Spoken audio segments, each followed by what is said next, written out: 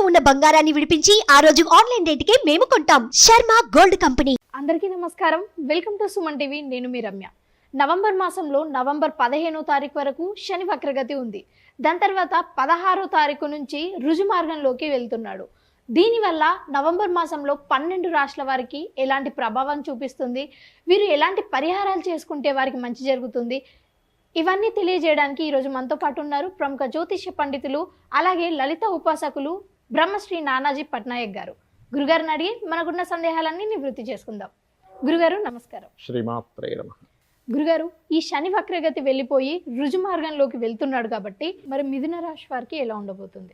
మిథునం వారికి కనుక చూసుకున్నట్లయితే ఇక్కడ ఈ శని పర్టికులర్గా ఇచ్చేటువంటి రిజల్ట్స్లో ఇది మంచి రిజల్ట్ ఏమిటి అంటే సంతాన అభివృద్ధిని, విదేశాలకు వెళ్ళడానికి, ఒక లాంగ్ టర్మ్ ఇన్వెస్ట్మెంట్ చేయడానికి, ప్లానెడ్గా ఒక లాంగ్ టర్మ్ ఇన్వెస్ట్మెంట్ చేయడానికి చాలా బాగుంటుంది. అంటే చూడండి, కొంతమంది షార్ట్ టర్మ్ కాకుండా ఇప్పుడు ఇన్వెస్ట్మెంట్ చేస్తే ఒక 5 ఏళ్ళకో 10 ఏళ్ళకో అదొక మంచి స్టేజ్కి వెళ్తుంది. అంటే అట్లాగే ఇప్పుడు గంధపు చెట్లు నాటుతుంటారు, ఒక 15-20 ఏళ్ళకి అది విపరీతమైన డబ్బులు వస్తాయి. అట్లాంటివి అనమాట. ఒక ఇన్సూరెన్స్ తీసుకుంటాము, ఒక మ్యూచువల్ ఫండ్ తీసుకుంటాము, లేకపోతే ఒక ల్యాండ్, అసలు ఇప్పుడు పెద్దగా ల్యాండ్ రేట్ ఉండదు, అసలు ఎప్పుడు వస్తుందో తెలియదు అనుకునేటువంటి ల్యాండ్స్ కొనడం, ఇట్లాంటివి ఉంటాయి చూసారా. అలాంటి వాటి మీద ఇన్వెస్ట్మెంట్ చేయడానికి, లాంగ్ టర్మ్లో ప్లానింగ్ చేసుకోవడానికి శని భాగ్యంలో యోగిస్తాడు మిథునం వారికి. అలాగే సంతానం కోసం చేసే ప్రయత్నం, క్రియేటివ్ ఫీల్డ్, విదేశాలకు వెళ్ళడానికి, విదేశాలకు వెళ్ళి అక్కడ సెటిల్ అవ్వడానికి ఈ శని భాగ్యంలో ఉండి యోగిస్తాడు. అయితే ఇక్కడ మరి జాగ్రత్తలు ఏం తీసుకోవాలంటే, పర్టికులర్గా మీరు అన్నదమ్ములు వరుస వాళ్ళకి సంబంధించిన మనీ, అంటే దానికి సంబంధించిన మనీ మ్యాటర్స్ విషయంలోని అనవసరమైన శత్రుత్వాలు, భాగ్యంలో ఉండే శని ఏం చేస్తాడంటే అక్కడ దశమ దృష్టితో 6వ స్థానాన్ని చూస్తాడు. 6వ స్థానం మీద కుజరాశుల మీద శని దృష్టి ఉన్నప్పుడు ఏమవుతుందంటే అనవసరమైన శత్రుత్వాలు ఏర్పడడం, గొడవ వల్ల రావాల్సిన లాభం పోగొట్టుకుంటారు. ఒక్కోసారి చూడండి అంతా అయిపోతుంది, చిన్న గొడవ మొత్తం క్యాన్సిల్ అయిపోతుంది. ఇటువంటి విషయాల్లో జాగ్రత్తగా ఉండాలి మీరు. గురుగారు, మరి కొంతమందికి జాతక చక్రం ఉండదు, మరి అలాంటి వాళ్ళు ఈ శని స్ట్రైట్ గా వెళ్తున్నాడు కదా, సో వీరు ఎలాంటి పరిహారాలు చేసుకోవాలి? ఇక్కడ ఒకటేనమ్మా, జాతక చక్రం లేదు. ఒకటే అర్థం చేసుకోవాలి, మనకి ఎప్పుడైనా సరే పనులన్నీ ఆలస్యం అవుతున్నాయంటే ఎక్కడో సాటర్న్ ప్రభావం ఉందని చెప్తుంది శాస్త్రం. ఎందుకు మందుడు, నేను ఎందుకు అంటే ఆయన ఏదో కావాలని మిమ్మల్ని ఏదో పని కట్టుకుని మీ పని లేట్ చేయడం కాదు, మీకు ఒక ఎక్స్పీరియన్స్ వస్తుంది. సో ఎక్స్పీరియన్స్ మీకు రావడం కోసం ఆయన మనకు పాఠం నేర్పిస్తున్నాడు అనే పాజిటివ్ థాట్తో ఉండాలి. First point number 1. రెండవది ఏంటంటే అలా లేట్ అవుతున్నాయి అన్నప్పుడు చాలా సింపుల్గా ఒకటే నేను నేర్చుకోగలుగుతున్నాను అనే పాజిటివ్ థాట్తో ఉంటూ, మీకు దగ్గరలో గోశాల ఏదైనా ఉన్నట్లయితే గోవులకి బెల్లం తినిపించడము. ఇప్పుడు ఎట్లాగో కార్తీక మాసం వస్తుంది కాబట్టి, కార్తీక మాసం నడుస్తుంది కాబట్టి మనము నూనె ఉంటుంది, ఆయిల్, నువ్వుల నూనెని చక్కగా దీపారాధన కోసమని టెంపుల్స్లో ఇవ్వడము, ఇవి గనక చేసినట్లయితే ఖచ్చితంగా బాగుంటుంది. అదేవిధంగా గోవుకి కాస్త బెల్లం తినిపించడంతో పాటు ఓం అనాకలిత సాదృశ్య చుబుక శ్రీ విరాజితాయే నమః, ఈ నామము పర్టికులర్గా ఏంటంటే ఏలినాడు శని నడుస్తున్నా, అర్ధాష్టమ శని నడుస్తున్నా, అష్టమ శని నడుస్తున్నా, శని మహద్దశ నడుస్తూ శని సరైన స్థితిలో లేకపోయినా కూడా ఫలిస్తుంది. గురుగారు, మరి ఈ రుజు మార్గం వల్ల దేశకాల పరిస్థితులు ఎలా ఉన్నాయి? ఒకటేనమ్మా, ఇప్పుడు శని ఒకటని కాదు, మనం క్రోధినామ సంవత్సరం మొదటి నుంచి చెప్తూ వస్తున్నాం. అంతా ఘర్షణలు, గొడవలు, యుద్ధ వైఖరి ఇవన్నీ ఉంటాయి.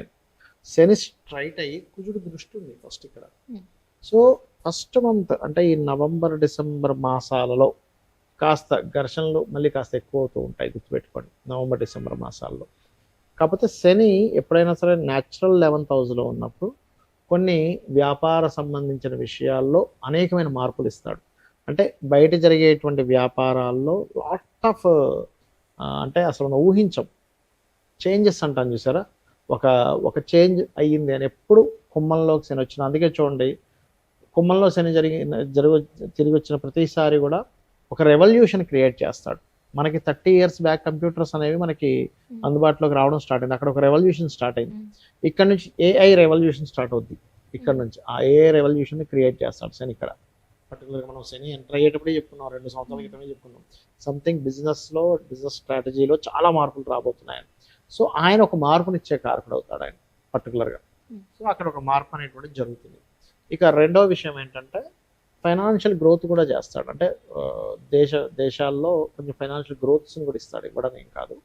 కాకపోతే ఏంటంటే ఇక్కడ మనం అర్థం చేసుకోవాల్సింది, ఈ క్రోధినామ సంవత్సరం అవడం వల్ల కొంచెం ఈ శని కుజులు వీక్షణల వల్ల, ఈ రవి కుజుల వీక్షణల వల్ల అనవసరమైన గొడవలు మనం ఆల్రెడీ చూస్తూనే ఉన్నాం.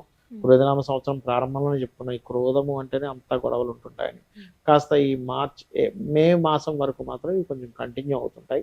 బట్ నేను చెప్పేది ఒకటే, ఎవరికైతే ఎక్కువ స్ట్రెస్ ఉందో, ఎందుకంటే గోచారంలో ఏ గ్రహాలు ఎక్కడ సంచరిస్తుంటాయో దాని ప్రభావం ప్రతి జీవరాశి మీద పడుతూ ఉంటుంది. అటువంటప్పుడు వీళ్ళు చేయవలసింది ఏమిటంటే సింపుల్గా ఏం లేదు, నవగ్రహాల దగ్గరికి వెళ్ళి కుజుడు, రవి, శని, రాహుకేతు ఈ 5 గ్రహాల దగ్గర దీపారాధన చేస్తుంటే మీకు ఎటువంటి నెగటివ్ ఎఫెక్ట్ అనేటువంటిది రాదు. అందులో ప్రధానంగా కుజ, శని, రాహుకేతువులకైతే ఆ 4 గ్రహాలకైతే ఖచ్చితంగా చేసుకోవాలి. ఈ పరిహారం మంచిగా పనిచేస్తుంది ఖచ్చితంగా ఫలిస్తుంది ఈ పరిహారము. అయితే ఇక్కడ ఏంటంటే మీరు ఎప్పుడు కూడా ఒక శని భగవానుడి దగ్గరికి వెళ్ళి ఒక చేస్తున్నారు అనుకోండి, నన్ను వదిలేయాలనే భావంతో చేయకూడదు.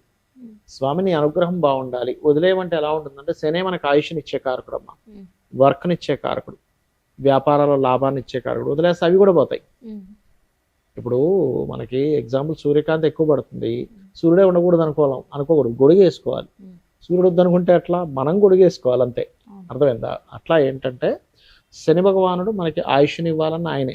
ఒక జన్మజాతకంలో ఎన్ని యోగాలున్నా ఆయుష్ లేకపోతే వేస్ట్, వర్క్ లేకపోతే వేస్ట్.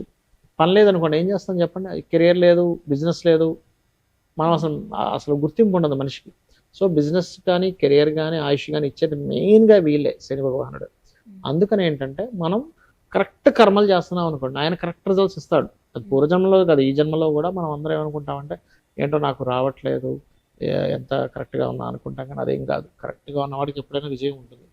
ఏదో అడ్డదారుల్లో వెళ్ళేవాడికి ఆ రోజుకి ఏదో విజయం ఉంటుంది, కానీ లాంగ్ టర్మ్లో బ్యాడ్ ఎఫెక్ట్ అనేటువంటిది ఖచ్చితంగా ఉంటుంది. కాబట్టి నేను ఒకటే చెప్తాను, మీరు ఏనాడు శని, అర్ధాష్టమి శని, అష్టమి శని నడిచేటువంటి వారికి ఒకటే చెప్తాను ఏంటంటే, మధ్యాహ్నం పూట నిద్రపోకండి, కాస్త వాకింగ్, జాగింగ్, ఎక్సర్సైజెస్ లాంటివి చేయండి. నిద్రపోయారంటే ప్రభావం ఎక్కువగా ఉంటుంది.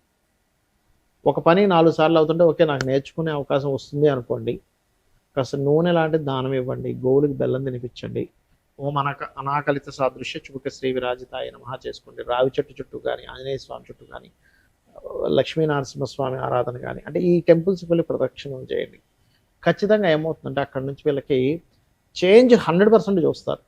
మీరు నేను చెప్పినవి పాటించక ముందు లైఫ్ స్టైల్కి, నేను చెప్పినవి పాటించిన తర్వాత ఉండే లైఫ్ స్టైల్కి మీరు కళ్ళ కట్టినట్టు చూస్తారు. అంటే అప్పటి వరకు అసలు దేనికోసం బ్రతుకుతున్నామా ఏమిటిది అనుకునేటువంటి ఒక నిరుత్సాహంలో ఉన్నటువంటి వ్యక్తి అక్కడి నుంచి ఉత్సాహం అనేటువంటిది 100% పెరుగుతుంది. గురుగారు, ఈ రాశి వారికి ఎలా ఉండబోతుంది, ఎలాంటి పరిహారాలు చేసుకుంటే మంచి జరుగుతుంది, ఇవన్నీ కూడా చాలా స్పష్టంగా తెలియజేశారు. మీకు నా ధన్యవాదాలు. శ్రీమాత్రే నమః.